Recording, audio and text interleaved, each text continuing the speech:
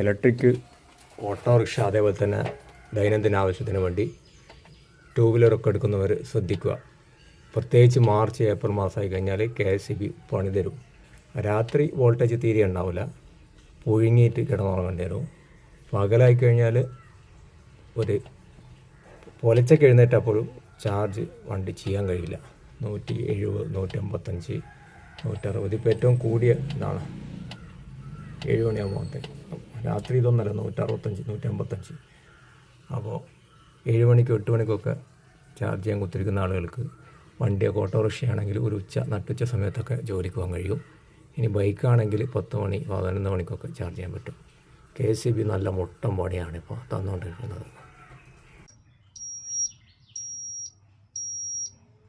ഇങ്ങനെയാണ് കാര്യം കേട്ടോ. ചാർജ് കാണിക്കും 200 വണ്ടി 298 വണ്ടിയാണ്, പക്ഷേ ചാർജ് ചെയ്യില്ല.